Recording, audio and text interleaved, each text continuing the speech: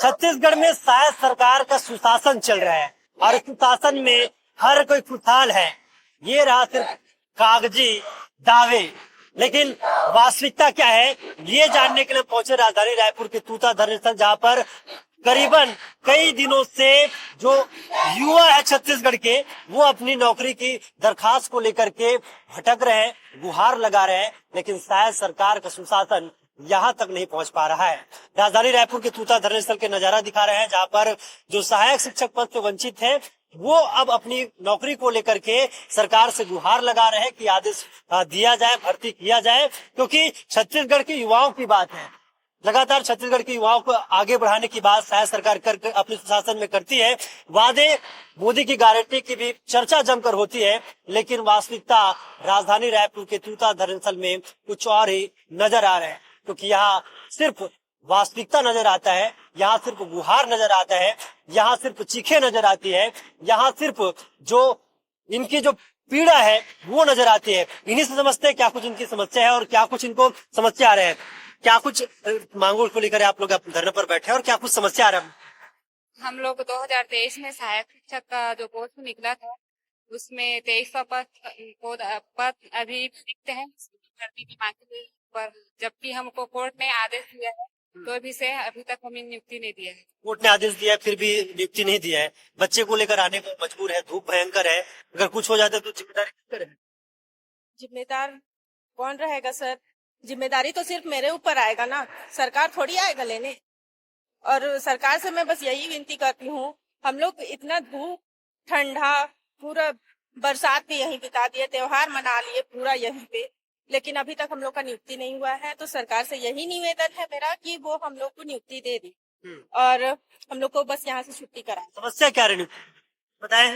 नहीं सर, कुछ हम लोग की समस्या नहीं होनी चाहिए सर, बस सरकार हम लोग को फुटबॉल की तरह इधर से उधर, क्योंकि हम लोग का 2023 का भर्ती है सर।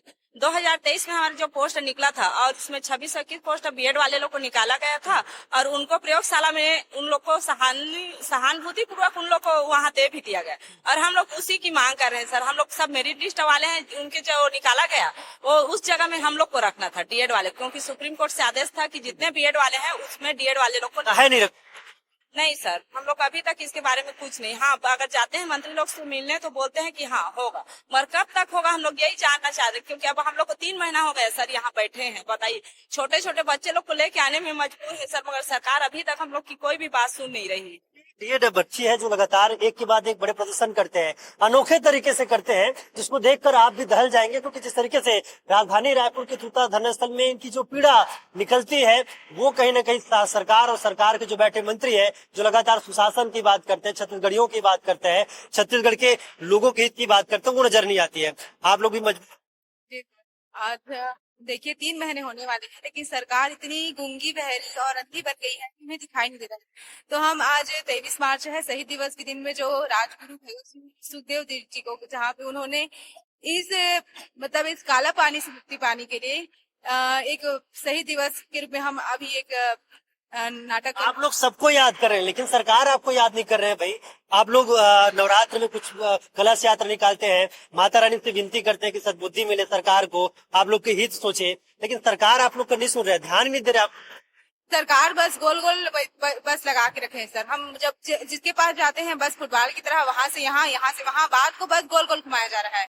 बस उनके पास जवाब नहीं है, क्योंकि हम कोर्ट से, सुप्रीम कोर्ट, हाई कोर्ट से जीत के आए हैं। जब बीएड वालों को उनकी जगह हटाया गया तो हमें रिप्लेस बस तो करना है, उस जगह में हमें बैठाना है। ना बजट की इशू है, ना कुछ की इशू है, तो उन्हें प्रॉब्लम कहाँ पे आ रही है वो जवाब दे नहीं पा रहे, देना ही नहीं चाहते हैं, इसलिए अभी तक गूंगी बन के और अंधी बन के बैठे, देना नहीं चाहते। सर अभी तक तो मंशा हमको यही दिख रही है, क्योंकि सर आज हमको 90 दिन हो गया ना, लगभग 3 महीने हो गए। ठंड से गर्मी आ गई, हमने अपना हर त्योहार, नवरात्रि से लेकर, न्यू ईयर से लेकर, ईद से लेकर अभी हम लोग मतलब यहीं पर पड़े हुए हैं सर। पर सरकार ना सुध नहीं ले रही है और ऐसा सौतेला व्यवहार क्यों कर रही है समझ नहीं आ रहा है।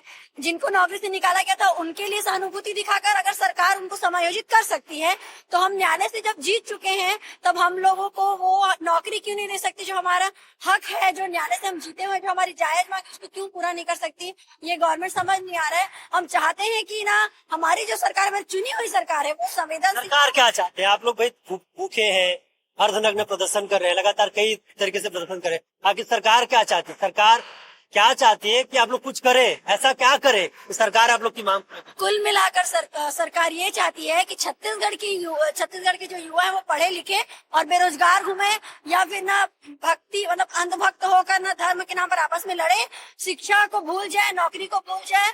और ना कुल मिलाकर सर मतलब देखो, किसी भी राज्य किसी भी देश को आगे बढ़ाना है, शिक्षा व्यवस्था को आगे बढ़ाना है। हम कितने मंत्रियों के पास? जितने भी कैबिनेट मिनिस्टर सबके पास हम लोग जा चुके हैं और सबके पास से केवल और केवल आश्वासन बस मिला है। अभी तक जाओगे पूछेंगे तो हाँ होगा, आप लोगों का काम हो रहा है, करेंगे, देखेंगे। कितने हल्के में का है?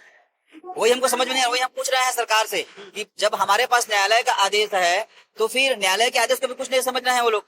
हम यहाँ पर 3 महीना न्यायालय के आदेश को भी हल्के में ले रहे हैं। जी, न्यायालय का आदेश स्पष्ट आदेश है उसमें कि जितने बीएड वाले हैं उनको हटा करके डीएड वालों को रिप्लेस करना है करके, लेकिन अभी तक वो पूरा नहीं हुआ है। हम जितने भी जनप्रतिनिधि हैं, सांसद, विधायक, सबके पास जाकर के हम पहले हमने गुहार लगाई तो सबके पास केवल आश्वासन मिला, उसके बाद हमको कोई रास्ता नहीं मिला। तो इसलिए हम यहाँ पर आमरण अनशन पे हम लोग 24 दिसंबर से बैठे हुए हैं। आज 3 महीना हो गया, लेकिन अभी तक क्या कोई भी नेता के पास, किसी मंत्री के पास इतना समय नहीं है कि यहाँ पर आकर के हमको 2 मिनट का समय देकर के यहाँ पर हमारी सुध ले सके, है ना। जिस समय जब चुनाव का टाइम रहता है तो वोट मांगने के लिए घर आ जाते हैं, लेकिन यहाँ पर हम लोग बैठे हुए हैं 3 महीना हो गया, अभी तक उनके पास समय नहीं है 1 मिनट का। चुनाव नहीं चल रहा। वही तो मैं सरकार से पूछना चाहता हूँ, चुनाव के समय हम लोग जनता है, अभी हम लोग क्या है फिर? आज हमारा अभी तो छत्तीसगढ़ के निवासी हैं, हमारे भी तो अधिकार है। आज हमारा कोई महत्व नहीं है। जिस समय जब वोट का टाइम आता है उस समय हमारा महत्व रहता है। आज हमारा महत्व नहीं है, वोट मिल गया उसके बाद लात मारो, यही स्थिति है क्या? सरकार से मैं पूछना चाहता हूँ।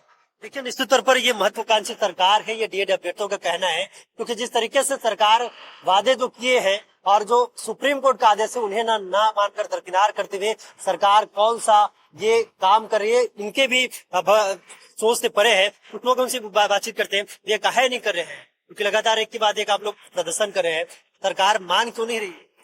देखिए सर, ये बीजेपी की सरकार है। आज हम लोग अलग अलग प्रकार के प्रदर्शन किए हैं, उसके बावजूद वो हमारी मांग को सुन नहीं रही है।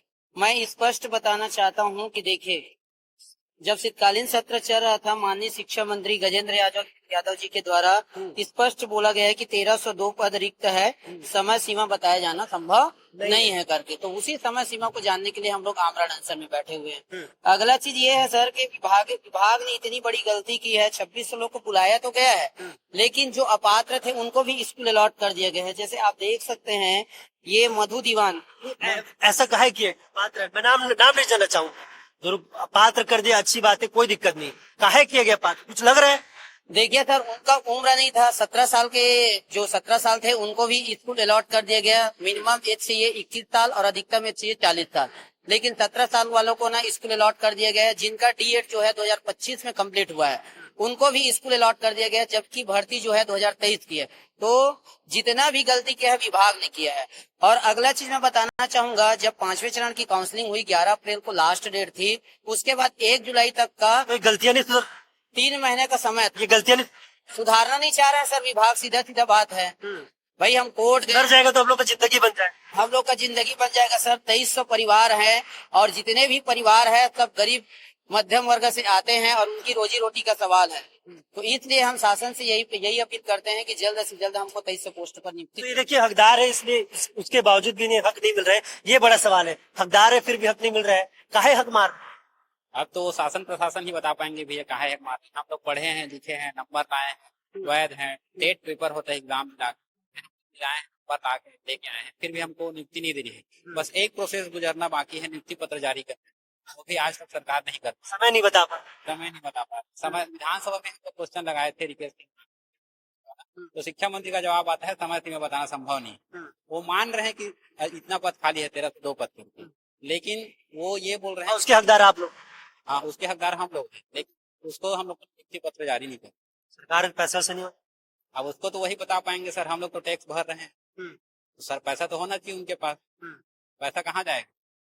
बजट में उम्मीद था, बजट में पूरी उम्मीद थी सर, लेकिन बजट सत्र भी चला गया, सीजन चला गया। अब क्या उम्मीद?